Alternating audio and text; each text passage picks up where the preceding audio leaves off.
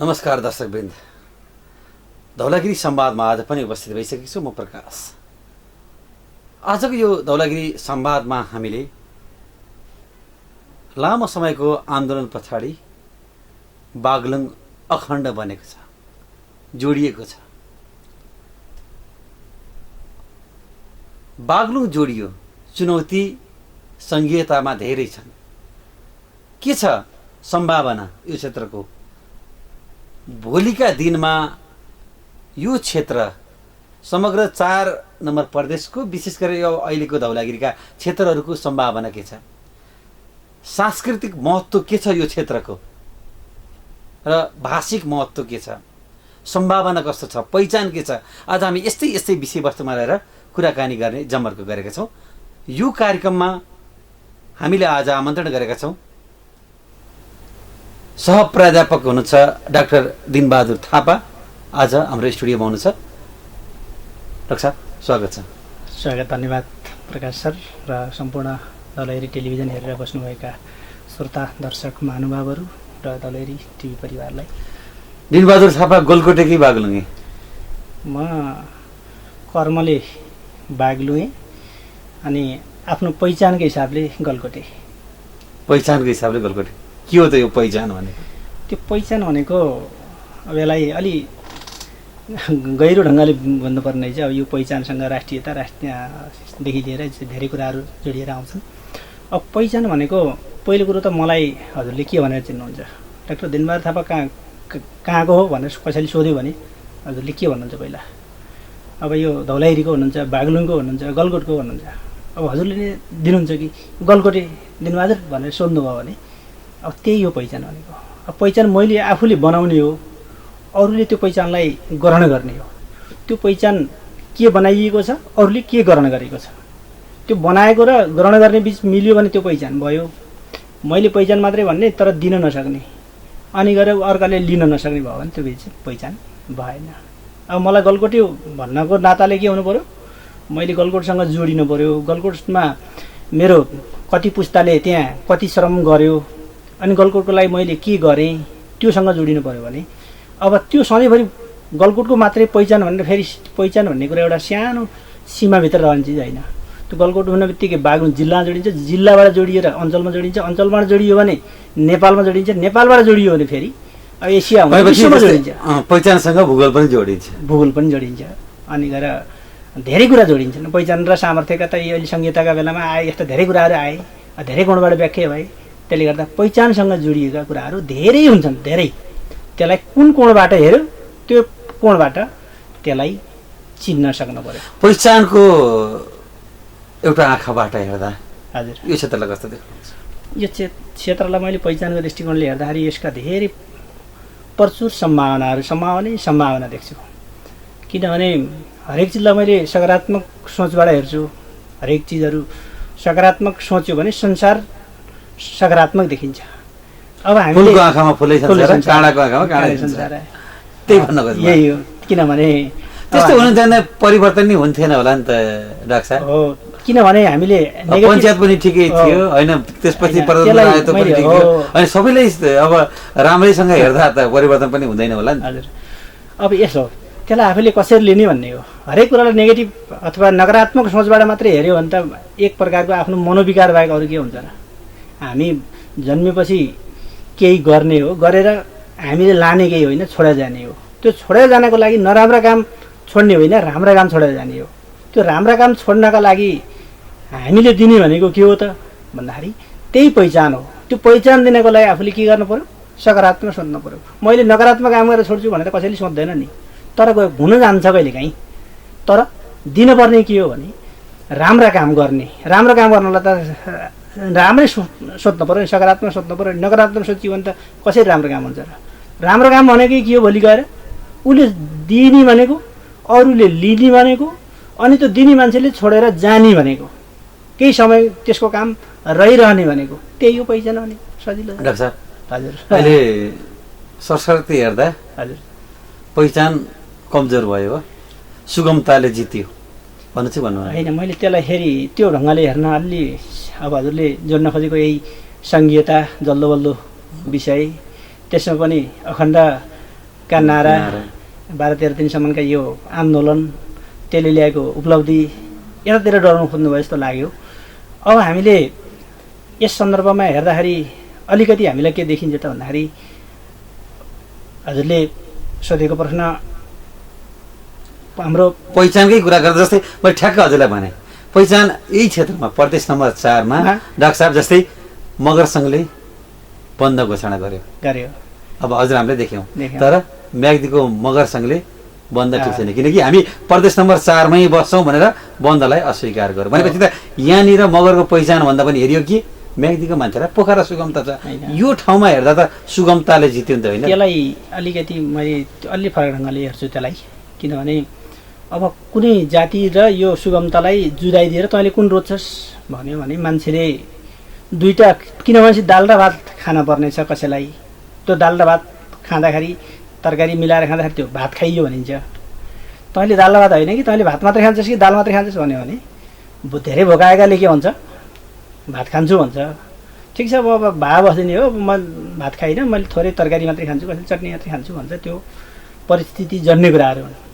अब हजुरले भन्न खोजेको कुरो अहिलेको के हो त भन्दाखेरि बागलुङलाई यो सङ्घीयताले पहिचानले जित्यो कि सामर्थ्यले जित्यो भनेर सायद प्रश्न गर्न खोज्नुभयो। अब मेरो विचारमा के हो त भन्दाखेरि पहिचान र सामर्थ्यलाई मुख्य आधार बनाएर नै सङ्घीयता बन्छ। अब सङ्घीयताले उब्जाएको कुरा हामीमा ल्याएको एउटा तरङ्ग के हो त भन्दा अहिलेको सन्दर्भमा, अब हिजोको सन्दर्भमा सङ्घीयताको आवश्यकता र छ कि छैन भन्ने हुन्थ्यो भने अहिले सङ्घीयता त भइसक्यो, ल्याउने निश्चित भइसक्यो। अब सङ्घीयताका आधार सीमाङ्कन कसरी गर्ने, गर्दाखेरि कसले जित्यो कसले हार्यो भन्ने सन्दर्भमा अहिले बागलुङको मात्रै मुद्दाको हिसाबले गर्दा अहिले बागलुङले जितेको छ।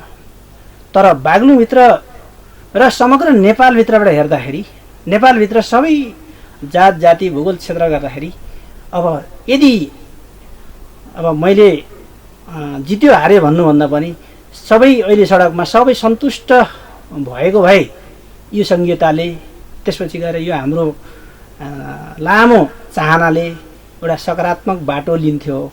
तर अहिले अझै पनि कतै कुनै जातिको पहिचान छुट्यो भनेर भोलि फेरि त्यो जाति थोरै बिच्किने, थोरै उनीहरूले गुनासो गर्ने, अनि गएर कुनै भूगोलका मान्छेहरू तराईतिरकाले आफ्नो मेरो पहिचान आएन भनिरहँदा सङ्घीयतामा भोलि त्यो रहिरह्यो भने पनि फेरि सङ्घीयता पूर्वाधारमा साहब देखियो त ढोरपाटन।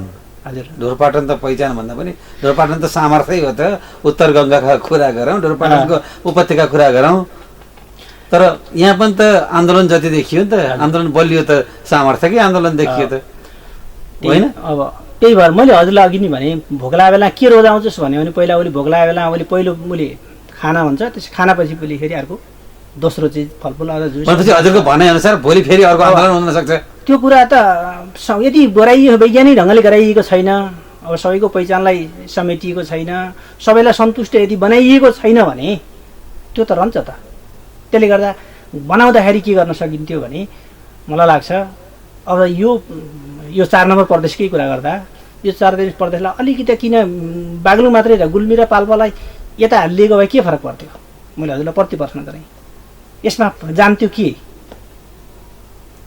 मगरहरूको सङ्ख्या बढी छ, मगरात दिएको भए हुन्थ्यो भने उनीहरूलाई पनि त दुईतिर किन पारिदिनु पर्थ्यो, पाल्पा पनि यतै पर्थ्यो, अनि गएर गुल्मी यता परेको भए रुकुम रोल्पालाई ऐच्छिक राखिदियो भए हुन्थ्यो। तिमीहरूले सामर्थ्य रोज्छौ कि पहिचान रोज्छौ? रुकुममा पनि अखण्ड रुकुमको आन्दोलन भइरहेछ, पाल्पामा पनि भइरहेछ, बागलुङमा तपाईँहरूले आन्दोलन गर्नु भएको छ त। अनि मान्थ्यो तपाईँले चाहेर पाल्पा अलिकति यता राखिदिएको भए मान्नेवाला थियो होइन? हजुर देख्नुहुन्छ सम्भावना? हजुरले सम्भावना यसै देखिन्छ। कसरी भन्दाखेरि 4 नम्बर प्रदेशलाई हामीले एउटा काल्पनिक रूपमा पोखरालाई हामीले केन्द्रबिन्दु बनायौँ भने पोखरा केन्द्रबिन्दु, पाल्पालाई त दाङ केन्द्रबिन्दु जान्छस् कि जात नभन, मैले पहिचानतिर नजाऊँ, पोखरा रोज्छस् भन्यो भने त हजुरले भन्नुहोस् ती पाल्पालीहरूले पोखरा रोज्थ्यो होला कि दाङ रोज्छन् होला? हजुरले एउटा प्रश्न। अर्को प्रश्न, गुल्मेलीहरूलाई दाङ जान्छौ कि यता गण्डकी पोखरा जान्छौ भने भाइ कहाँ रोज्थ्यो होला? अब त्यसैबाट अब त्यहाँभित्र सामर्थ्य पनि आउँथ्यो, सुगमता पनि आउँथ्यो।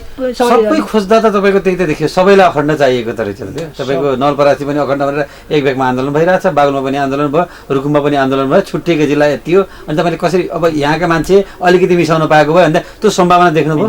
त्यो सम्भावनामा के हुन्छ भने कि हजुरले भनेदेखि राज्यको पुनर्संरचना सबै क्षेत्रमा 75 जिल्लामा गरेको भए एउटा आधार थियो, 5-7वटा जिल्ला मात्रै त्यो गर्न सक्ने अवस्था। दुईटा आधार छ क्या यसको। दुईटा आधार के भने एउटा बाँड्ने भागभन्डा लगाउने भन्ने कुरा आउने भयो, यता र यता पर्दाखेरि त जलाई पर्ने भयो, गइरिए त जलाई पनि माने मुटु नै रोन्द मन लाग्छ भन्ने तर्कबाट आउने भयो।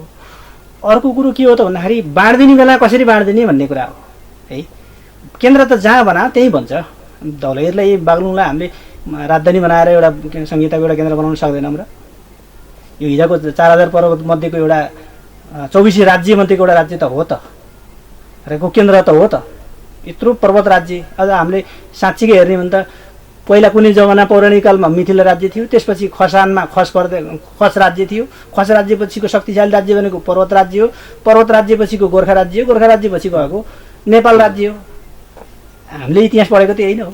ठिकै छ। अब यो कुरालाई छोडेर हामी फेरि बागलुङकै कुरा जोडौँ। जुन आन्दोलन भयो नि, झन्डै 2 हप्ताको आन्दोलन, कसरी हेर्नुहुन्छ यो आन्दोलनलाई? अनि यो आन्दोलनमा अब हामी सबै बागलुङीहरूको नाताले, अब हजुरले अघि गोलगट्टी पनि भन्नुभयो, हरेक हिसाबले छोयो।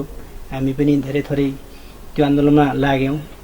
अब नेतागणहरूले पनि यसलाई सकारात्मक आश्वासन दिनुभएको छ, यो पनि सही राम्रो कुरा हो।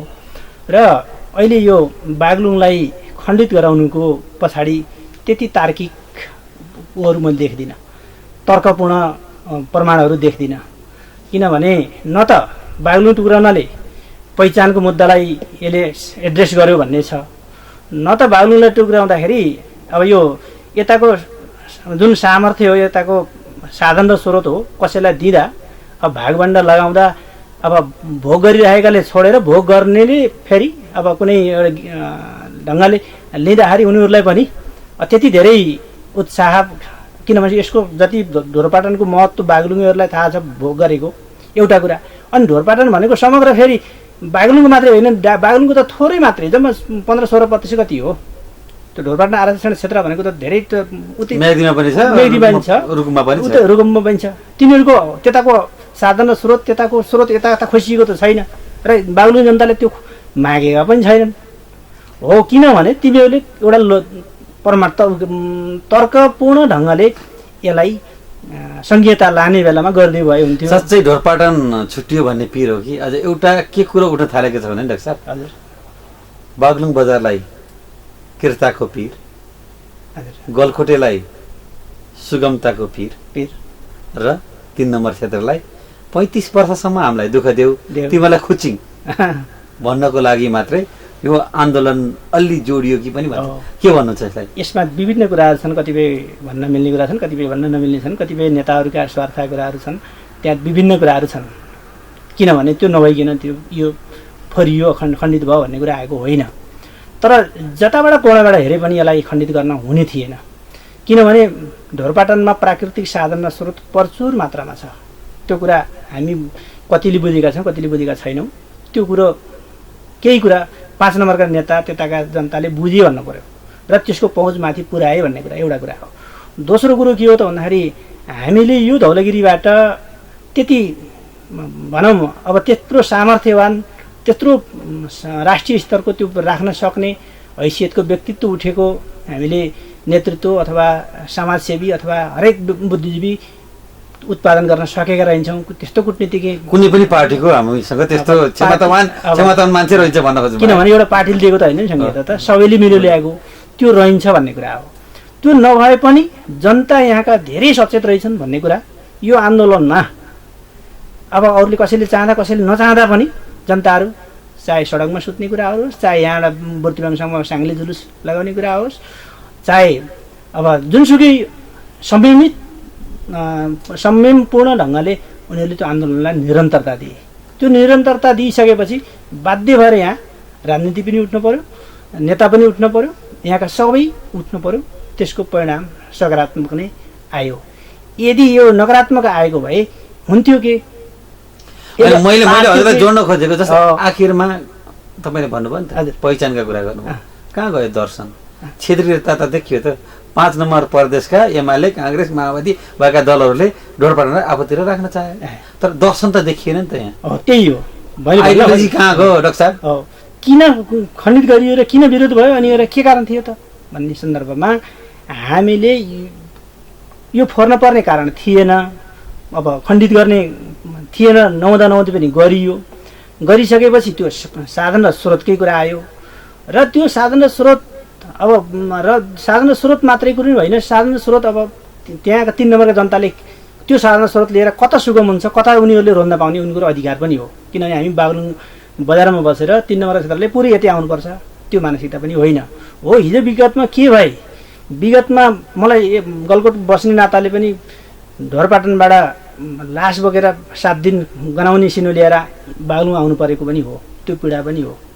तर परिस्थिति सधैँभरि एउटै रहँदो रहन्छ, समस्या एउटै सधैँभरि हुँदो रहन्छ। कुनै बेलामा खानाको लागि रुन पर्ने मान्छे कुनै बेला नामाको लागि रुन पर्छ। अहिले 3 नम्बरका जनताहरूलाई पनि हिजो यहाँबाट मानौ अब 7 दिन लाएर हिँड्दै जानु पर्थ्यो भने अहिले यो मध्य पहाडी राजमार्ग त 3 घन्टाको सुगम बनाइदियो नि। त्यत्रो दुःख त काट्यो भने अब सुगम भएर यता आउने बेलामा उनीहरू फेरि अर्को प्रदेशतिर जानु पर्यो भने त्यहाँ मनोविज्ञान पनि मिल्दैन, प्राकृतिक साधन र स्रोतको उपयोग गर्ने तौर तरिका पनि मिल्दैन। किनभने हाम्रो ढोरपाटनसँग त मेग्दीको रहन, ढोरपाटनमा अहिले पनि त्यहाँको बस्ती हेर्ने भने धेरै मेग्दीका पनि छन्। यता अधिकारी चौर बोबाङदेखि बुर्तिबाङदेखि लिएर अधिकारी चौर यहीँ रिस्मी छिसा गलकोटसम्मका मान्छेहरूको त्यहाँ लगानीदेखि लिएर त्यहाँ बसोबास छ र पुरानो चलनअनुसार यहाँको धान चामलले त्यहाँको आलु साट्ने लिने दिनेदेखि लिएर अनि ढोरपाटनका ती खसी च्याङ्ग्रा भेडाहरू ल्याएर गलकोट हुँदै बागलुङ ल्याएर खपत गर्नेदेखि लिएर व्यापारिक सम्बन्ध, व्यापारिक नातो सम्बन्ध पनि छ। त्यो कारणले गर्दा पनि अब किन भन्छ त्यता जानु भनेको ती जनताहरूको लागि ठिक थिएन। अब सुगमताका हिसाबले हेऱ्यो भने पनि यो छुटिनुपर्ने देखिदिन्न। किनभने यो अहिले सुगम त यता पर्छ, 4 नम्बरको जहाँ परे पनि ऐतिहासिक हिसाबबाट हेर्दा ऐतिहासिक निरन्तरता हेऱ्यो भने पनि अघि मैले भनिहालेँ। अब इतिहासलाई पल्टाएर हेर्ने भने 16,000 पर्वतबाट यही टुक्रामा 4,000 हुँदै गलकोट भए पनि यतातिर कास्की तागुम भए पनि यही राज्य खण्डित भएको हो। यो मनोविज्ञान त्यहीँभित्र छ, ऐतिहासिक निरन्तरता। त्यसपछि गएर त्यो ऐतिहासिक निरन्तरतासँग जोडिएको कुरालाई हेऱ्यो भने पनि यो क्षेत्रमा कुनै समयमा क्षेत्रीहरूले शासन गर्थे, कुनै समयमा मगरहरूले गर्थे, कहिले पछिल्लो चरणमा मल्ल ठकुरीहरूले गरे र पनि त्यस्तो आपसमा काटमार भएको, त्यसपछि गएर आपसमा विवाद भएको त्यस्तो इतिहास, रक्तरञ्जित इतिहास त्यस्तो छैन। किनभने शासन त कसैले कुनै जाति कुनै वंश गर्नुपर्ने। तर यो गरिरहँदा पनि यहाँभित्र के छ भन्दाखेरि एउटा ऐतिहासिक निरन्तरता पनि छ। मैले अघि भने कर्णालीको खसपछिको त पर्वत राज्य त हो। पर्वत भनेको चाहिँ अहिले यही हो। पर्वत पछिको बल्ल गोर्खा हो, गोर्खा त पछिको बल्ल काठमाडौँ हो। भनेपछि त्यो पर्वतको बागलुङ धौलागिरीले त एउटा प्रदेशको केन्द्र पाउनुपर्ने हो। तर यसलाई के हो भनेपछि त्यो त हाम्रो यहाँ पहुँच राख्ने, त्यो बहस गर्ने, मतलब त्यसलाई तर्कमा ल्याएर अब नेताहरूलाई बुझाउन सक्ने हामीमा त्यो नहोला। तर त्यो सम्भावना त हो त पर्वत राज्यको। किनभने त्यो सम्भावना थिएन भने त इतिहासको कालखण्डमा त्यो पर्वत राज्य कसरी भयो त? त्यसका आधारहरू के थिए त? यहाँ बसेर क्षेत्र कभर गरेकै हो हिजो, होइन? गरेकै हो।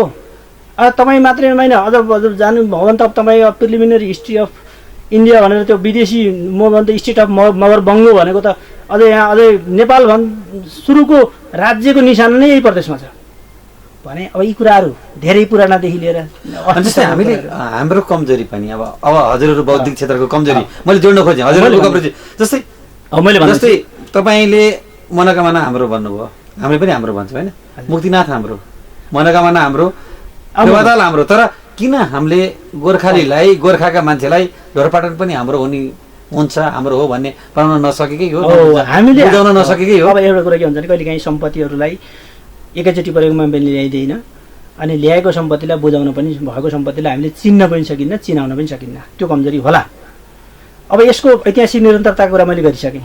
अब भौगोलिक सुगमताका हिसाबले अब हाम्रो 4 नम्बर प्रदेश सबैभन्दा भौगोलिक सुगमता यो बन्ने सम्भावना छ। किनभने यताको गोर्खाबाट र यताको बुर्तिबाङ ढोरपाटनबाट लगभग कास्कीलाई बनायो भने अब हामी त्यति यसको लागि यहाँ र त्यहाँ भनेर बाजी राख्नुपर्ने, झगडा गर्नुपर्ने, त्यसपछि गएर ती पूर्वाधारका हरेक हिसाबले त्यो भौगोलिक सुगमता र यो मध्य पहाडी राजमार्ग मलाई लाग्छ सबैभन्दा बढी यसैमा पर्छ। यसमा पनि हाम्रो बागलुङ जिल्ला, अब जिल्ला त भोलिको दिनमा नरहला, तर पनि अहिलेको यो भूगोल त कहीँ जान्दैन।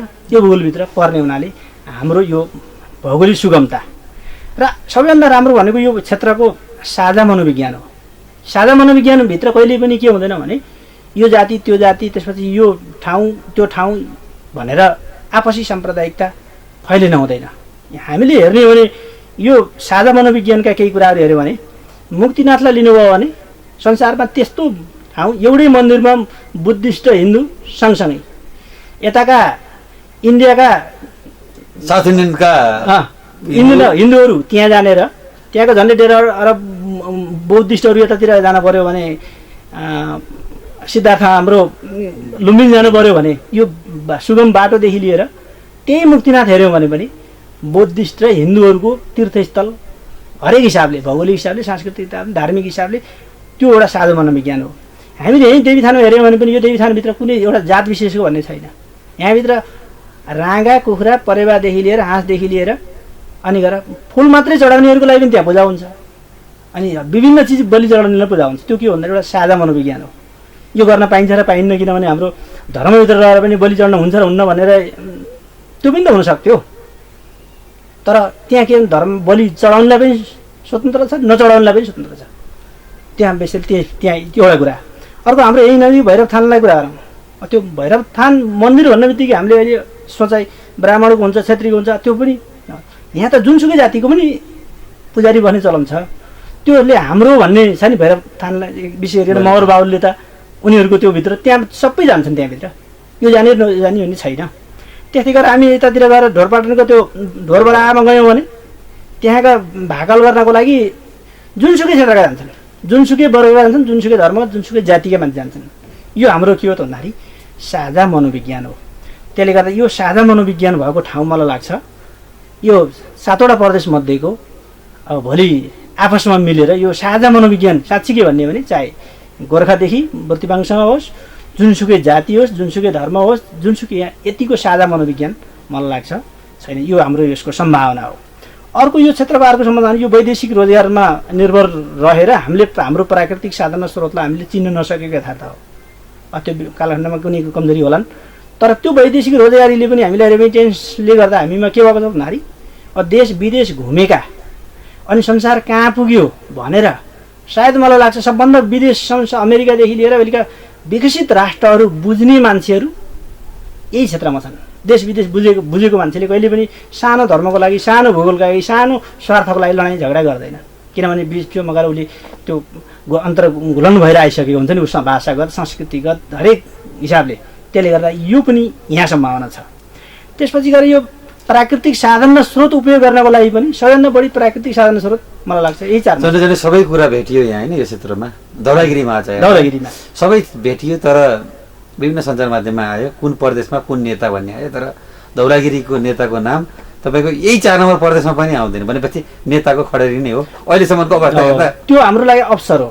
किनभने अब कतिपय भन्न नहुने उखानहरू पनि छन्। अब त्यो नराम्रो हुनुभन्दा त त्यो भन्दा अहिले त अब हामीले सोचाउनु के हो भने बरु राम्रो होस्, नराम्रो नहुनु नै राम्रो नि। अब सक्षम त्यस्तो नेतृत्व अब हाम्रो इतिहास गर्वमा छ। अब हाम्रो समाजबाट त्यस्तो सक्षम नेता अब खाली छ, त्यो पनि अवसर हो। किनभने कुनै कार्यालयमा यदि एउटा सिट भ्याकेन्सी खाली छन् भन्यो भने त्यहाँ आकर्षण कसरी बढ्छ। वास्तवमा यो 4 नम्बर क्षेत्रमा ऊर्जाशील नेतृत्वको खाँचो छ। सीमित नेताहरू हुनुहुन्छ, उहाँहरूले मात्रै यो प्रदेशलाई धान्न सक्नुहुन्न। त्यसको लागि सक्षम नेतृत्वको जनताले खोजी गरिरहेका छन्। यहीँ हाम्रो बागलुङकै सन्दर्भमा नि हामीले 13 दिनसम्म 14 दिनसम्म हेऱ्यौँ। त्यहाँ खासै को नेतृत्व भनेर कुन पार्टीको नेतृत्व जनताले भने त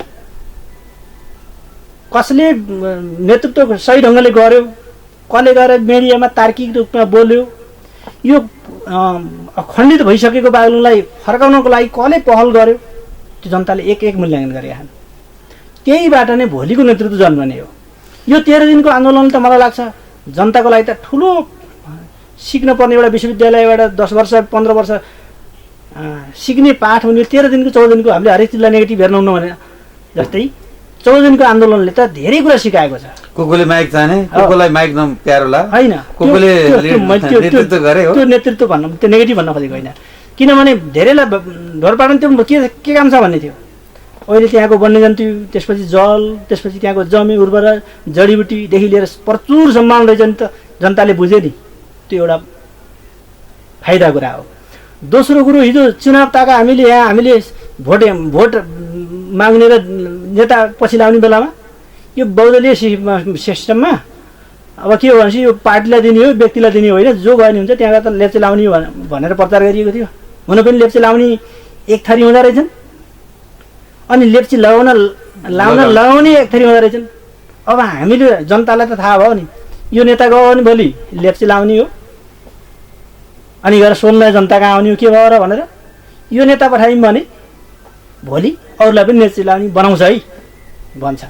चित्रबहादुर केसीको भाषा सापटी लिने भने हामीलाई पनि थाहा थिएन, बागलुङबाट कार्यकर्ताले फोन गरे अनि बागलुङ टुक्रेको थाहा भयो भनेर चित्रबहादुर केसीको भाषाले भनेपछि नेता पनि झन् एउटा जनताको भन्दा त्यति ठुलो अधिकार देखिएन होइन, उही अब ताली पिट्ने भएको। मैले भन्न खोजेको किन व्यक्ति विषयलाई त लान्छान लगाउन मिल्दैन, किनभने मेरो क्षमता जे छ अब कसैले उचालिदिएर उचालिने होइन, कसैले खसालिदिएर खसालिने होइन। हाम्रा नेता पनि सामर्थ्यवान हुनुहुन्छ, किनभने नभएको भए गुमेको जित दिन लडेर ल्याउनु भयो, त्यसलाई त उहाँलाई विशेष धन्यवाद त हाम्रा नेतालाई दिनुपर्छ। तर खोसेर जनता लड्नु पर्ने होइन, किनभने यो यदि हाम्रो नेतृत्व सामर्थ्यवान भइदिएको भए अब त्यो 5 नम्बरको नेतृत्व अहिले कुरा आइरहेको छ नि त, हामी त बुझेका छौँ पूर्व कले त्यो गर्न दिएन, पश्चिम सुदूरपश्चिमलाई कले अखण्ड गर्न दिएन, 5 नम्बरले आफ्नोले किन भनौँ त्यसलाई अधिकरण गर्न खोज्यो, हाइज्याक गर्न खोज्यो, यी कुरा त जनताले त अहिले बुझ्ने भयो नि। त्यसले गर्दा जनता प्रशिक्षित र सुशिक्षित हुन पाए एउटा सकारात्मक कुरो। अर्को सकारात्मक कुरो, यहाँ नेतृत्वको खाँचो छ। अबको नेतृत्व यहाँ इमान्दार हुन जरुरी छ, बौद्धिक हुन जरुरी छ। अब कूटनीतिक क्षमता राख्ने नेतृत्वको यहाँ खाँचो रहेछ भन्ने कुरा नेता हुनको लागि पनि म नेता ठिक छु कि छैन, मैले अब म नेता हुनको लागि मेरो योग्यता पुग्छ पुग्दैन भनेर नेता हुनको लागि रहर गर्नेहरूको लागि पनि यो आन्दोलन भोलिका दिनमा झन् चुनौती नै छ। डाक्टर साहब, जस्तै मैले जोड्न खोजेँ, अब हजुरकै विषय, हजुरले भाषाबाट पिएचडी गर्नुभयो। हजुर, के छ त यो क्षेत्रमा भाषाको हिसाबमा हेर्दा कुन कुन जातिको आफ्नो भाषा र विशेष गरेर आफ्नो भाषा बोल्ने जातिहरू कुन कुन छन्? अब मैले तपाईँलाई छोटकरीमा के भनौँ भने नेपालकै सन्दर्भमा हेर्दाखेरि अब यो पहिचान के भन्ने सन्दर्भमा जोडिन्छ। पहिचानसँग भूगोल मानिसभित्रको जात जोडिन्छ। जातसँग जोडिने भनेको उसको भाषा हो, भाषासँग जोडिने भनेको उसको संस्कृति हो, भाषा संस्कृतिसँग जोडिने भनेको त्यो जुन भूगोलमा बस्छ भूगोल हो, त्यो अनुन्याश्रित सम्बन्ध भएका चिज हुन्। र यो भनिरहँदा फेरि जात र भाषा एउटै होइनन्। हाम्रो धेरै भ्रम के छ भने म यो जातको हुँ त्यही भएर मेरो भाषा यो हो, त्यो कदापि होइन। भाषा हजुरले जुन बोल्नुहुन्छ हजुरको भाषा त्यही हो, मातृभाषा। त्यो भाषा सिकिसकेपछि दोस्रो भाषा जुन सिक्नुहुन्छ त्यो पहिलो सिकेको मातृभाषा पहिलो भाषा हुन्छ, त्यसपछि सिकेको दोस्रो भाषा हुन्छ। यो कुरा धेरैले बुझ्नु जरुरी छ, किनभने म अब कुनै मगर जाति हुँ भनेर मेरो भाषा मगर हुन्छ भन्ने होइन, किनभने रगतको नाता भाषासँग हुँदैन। तर फेरि भाषासँग उसको संस्कृतिको नाता हुन्छ, संस्कृति मात्रै होइन प्रकृतिको नाता हुन्छ। मानौँ म भाषाको क्षेत्रमा अध्ययन गर्दाखेरि धौलागिरीमा विशेष गरिकन भाषाको खास पहिचान कहाँनिर छ भन्दाखेरि मेघदीको कुइने, मङ्गले, ठाडाखानी, गोर्जाखानी त्यहाँ छन्त्याल बस्ती छ। त्यो छन्त्याल बस्तीमा कतिपय समुदायमा के छ भने नेपाली भाषा बुझ्नै नसक्ने छन्त्याल समुदाय पनि त्यहाँ हुनुहुन्छ। त्यो समुदायसँग त्यो भाषा र समुदाय के छ अन्य सम्बन्ध छ। त्यो भाषा र संस्कृतिसँग त्यो कुइने मङ्गले त्यो भूगोल जोडिएको छ, त्यो भूगोलसँग फेरि प्रकृति जोडिएको छ। त्यो प्रकृतिमा हुने चिजहरू छ नि, प्रकृतिमा त धेरै चिज छ नि, प्रकृतिमा के चिज छ भने त अथाह चिज छ। त्यो प्रकृतिसँग भएको चिज कसले चिनेको छ, कसले बुझेको छ, त्यो ठाउँमा बस्ने त्यो मातृभाषीले मात्रै बुझेको छ। भोलि त्यो भाषा रहेन भने त्यो प्राकृतिक साधन स्रोत अर्कोले बुझ्न सक्दैन, अर्कोले चिन्न सक्दैन। त्यस कारणले गर्दा भाषा त्यसरी जोडिने हो। तर मेरो यो जात हो, मेरो यो जात भएको हुनाले मैले यो भाषा सिक्नुपर्छ भनेर त्यो चिज होइन हो। भाषा सिक्नुपर्छ कहिले के को लागि भन्दाखेरि त्यहाँभित्र आफ्नो संस्कृति जोडिएको हुनसक्छ, सांस्कृतिक पहिचान जोडिएको हुनसक्छ। अनि प्राकृतिक साधन र स्रोत त्यहाँसँग जोडिएका हुन सक्छन्। त्यो चिन्नको लागि, त्यो बुझ्नको लागि, त्यो अध्ययन गर्नको लागि भाषा सिक्नुपर्ने त्यो उही जातले होइन, जसले ठ्याक्कै भन्दा मैले फेरि पनि जोडेँ, जस्तै यो क्षेत्रमा कति भाषा भेटाउनु भयो त तपाईँले? अब हाम्रो माता छन्त्यालले भन्नुभयो खाम भाषा भनिन्छ सम्भवतः, होइन? अब यस्तो खाम भाषा होइन, त्यो होइन। छन्त्याल छन्त्याल भन्ने बित्तिकै तामाङी वर्ग भन्छ। तामाङी वर्गभित्र त्यसको नातो साइनो हुन्छ क्या, किनभने त्यो तामाङको परपर तामाङको भाषा, छन्त्यालको भाषा, गुरुङको भाषा, अनि गएर थकालीको भाषा, यी तामाङी वर्ग पर्छन्। तिनीहरूको भाइचाराको सम्बन्ध छ है, थोरै थोरै प्रतिशत नजिकको नातो छ। अब यतातिर मगरका पनि झन्डै 300 भन्दा बढी त थर छन् मगरका। अनि गएर भाषा पनि धेरै प्रकारका छन्। त्यो मध्येको पनि हामीले हाम्रो बागलुङको यतापट्टि देखिने खाम मगर हो, ढोरपाटनदेखि यतापट्टि बोलिने, यता पाल्पातिर बोलिने ढुट मगर हो। अब अर्को यता गोर्खा कतातिर छ काइके मगर, ढुट मगर, खाम मगर र काइके मगर भनेर हामीले अध्ययनमा ल्याएको 3टा भाषा हो मगरभित्र पनि। अनि गएर खासै खाम मगरको भाषा बोलीचालीमा छ। त्यसपछि अन्य मगरको भाषा पछि ल्याएर दोस्रो भाषाका रूपमा पछिल्लो चरणमा भाषाको पहिचान चाहिन्छ है भन्ने सन्दर्भमा त्यो ल्याएर पढेको पनि पाइयो। तर मैले फिल्डमा गएर म मगर भाषा ठर्रै बोल्छु भन्ने मैले खासै भेटाउन सकिनँ। तौलागिरीमा भनौँ खाम बाहेकका कुरा गरेँ मैले। अब काइके र ढुट मगरका पाल्पामा स्याङ्जामा राम्रो छ, तनहुँतिर पनि छ। अनि गएर यतापट्टि गएर गुरुङको पर्वतको केही उतातिर क्याङ त्यतापट्टितिर गुरुङ भाषी छ। त्यसपछि गएर यतातिर मुस्ताङतिर जाने हो भने अब त्यहाँभित्र शेर्पा पनि भनिन्छ। उनीहरूले आफूलाई सेके भाषा भन्छन्। त्यस्तै गरेर उनीहरूले कसैले अब ती जातिहरू आफूलाई गुरुङ लेख्छन्, गुरुङ पनि हुन् तर भाषा फेरि गुरुङ होइन। तिब्बतीयन प्रभावको भाषा मुस्ताङमा आफ्नो पहिचानसहितको छ।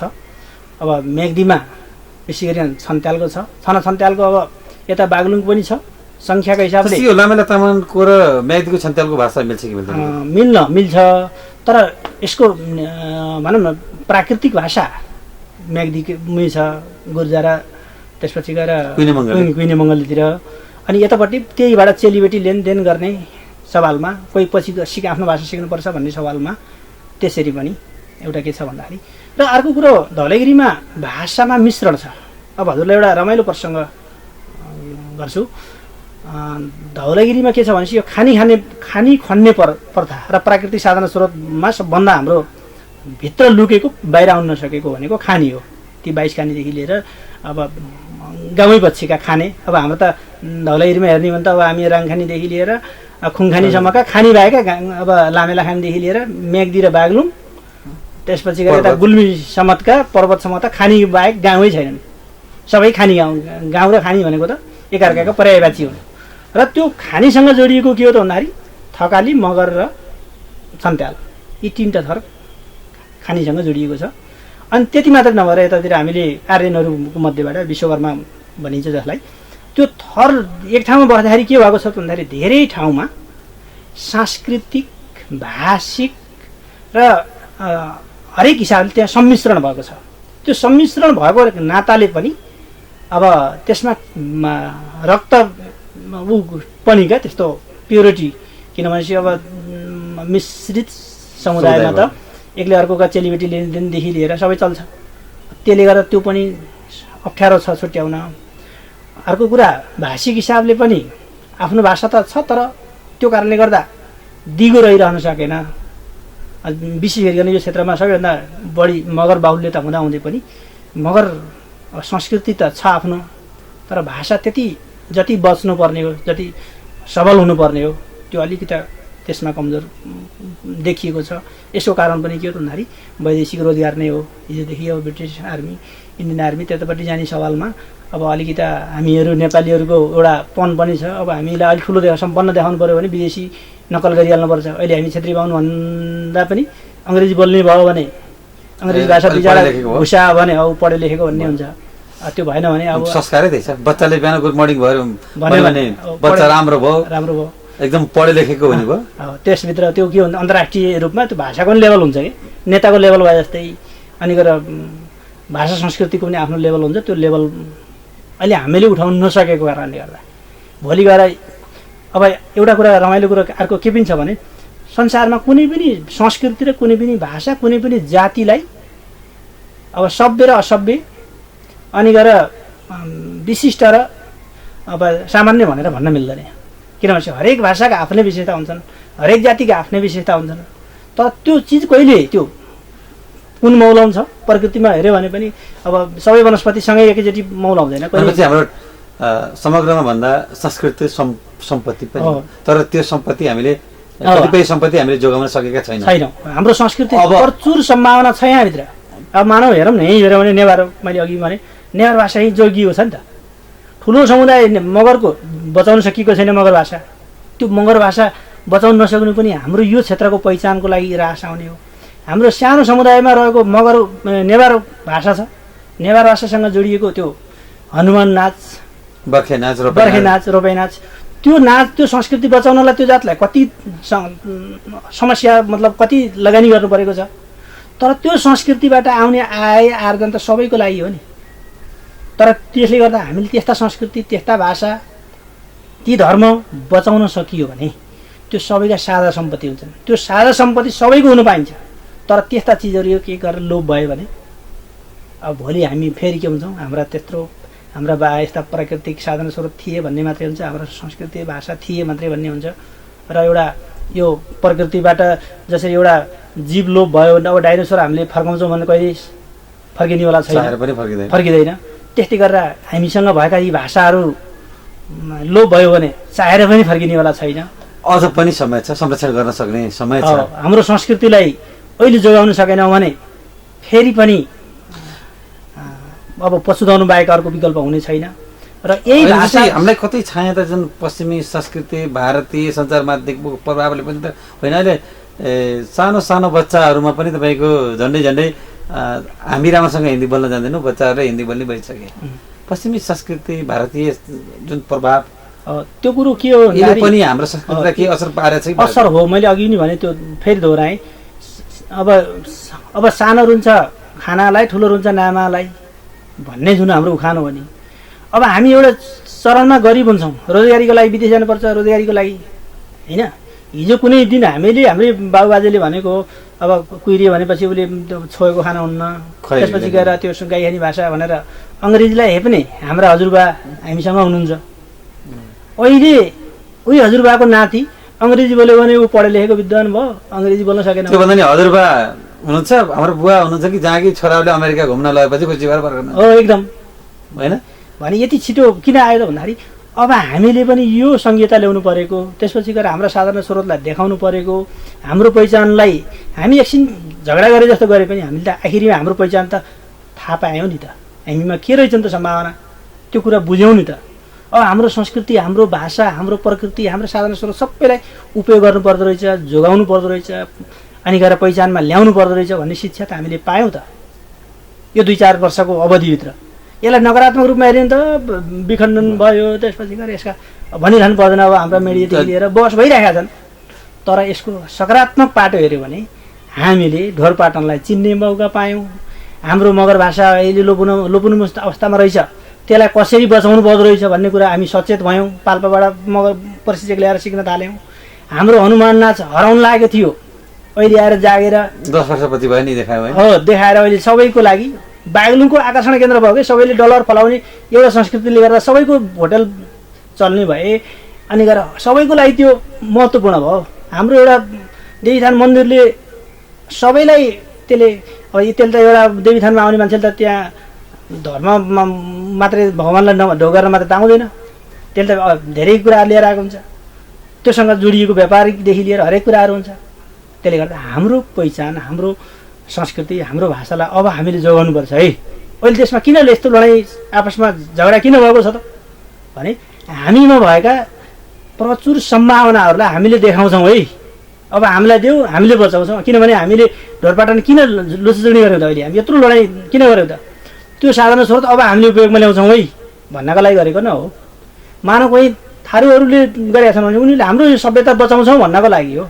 थारूले बचायो भने नेपालकै बच्ने हो, अनि गएर मिथिलाका मैथिल भाषीले त्यहाँको सभ्यतालाई बचाए पनि नेपालकै बच्ने हो, अनि गएर हाम्रो मुस्ताङका अब त्यहाँका शेर्पाहरूले बचाए पनि आखिर यहाँ नेपालकै हो।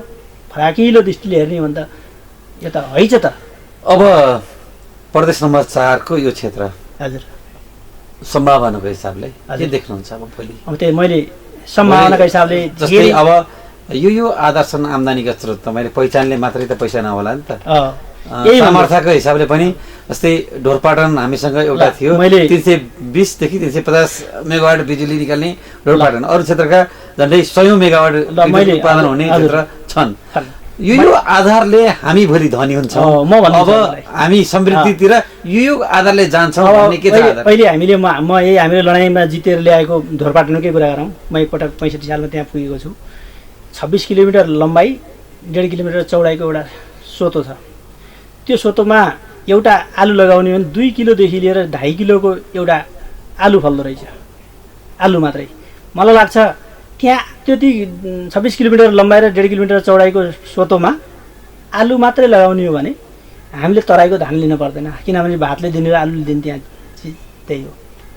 अनि गएर एउटा नाउ र एउटा शिकार गर्नलाई एकपटक गोली पड्काइदिए मात्रै मर्न पर्दैन। अब त्यहाँ त्यही अनुसारको डलर, हजारौँ डलर, 40,000 डलर आउँछ। ती कुरा त्यहीँ छोडिदिउँ। त्यहाँको बुकीदेखि लिएर तलदेखि त्यो भेडा र च्याङ्ग्रालाई मात्रै सदुपयोगमा ल्याउने हो भने हामीलाई मासु किन्न अन्त जान पर्दैन। तपाईँले त्यहाँ अझ रमाइलो छ्यान्टुङ घाटीमा एउटा आम्ची विद्यालय छ, त्यो तिब्बतीयन भाषाको त्यहाँको जडीबुटी।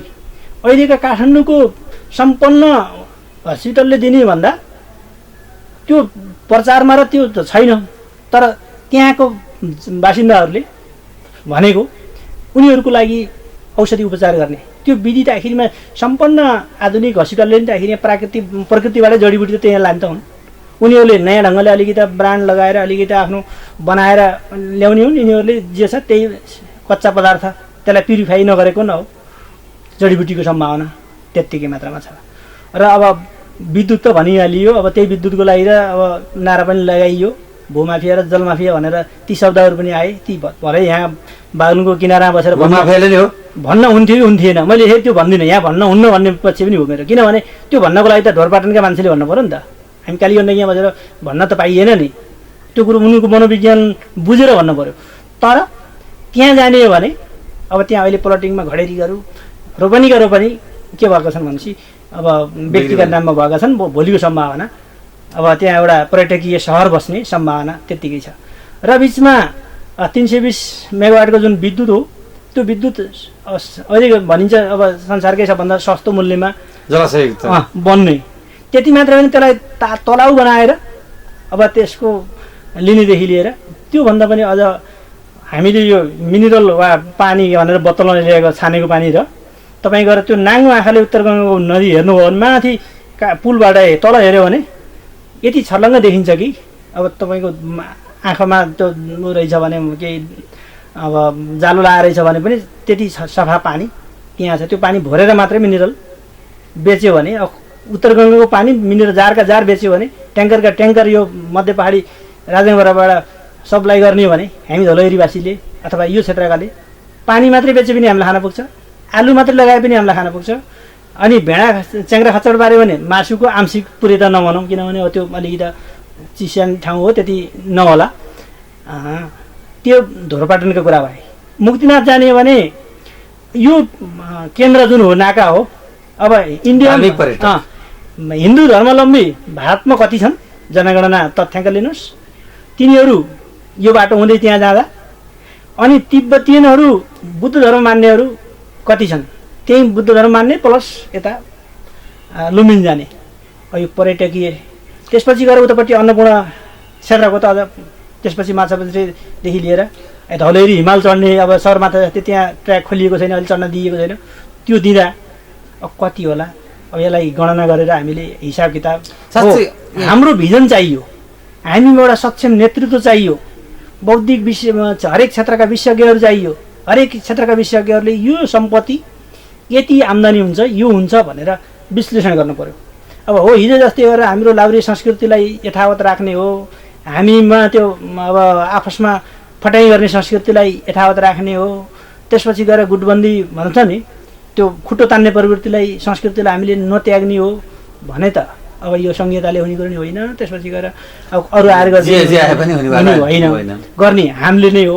यदि हामीले यो कुरालाई अब सकारात्मक सोचका साथ हाम्रो यहाँको प्राकृतिक साधन र स्रोतलाई पहिचान गर्ने हो, यहाँको त्यसको विषय विशेषज्ञहरूलाई अब त्यो जिम्मा दिने हो र नेतृत्वले सही नेतृत्व इमान्दारपूर्वक नेतृत्व गरिदिने हो भने मलाई लाग्छ यो 4 नम्बर क्षेत्रको सम्भावना अरू 6 प्रदेशको भन्दा बढी छ। किनभने प्रकृतिले पनि दिएको छ र यथार्थमा पनि भोलिका त्यस्ता चुनौतीहरू यो प्रदेशमा छैनन् र जातीय आपस बिचको सद्भाव पनि यहाँ छ।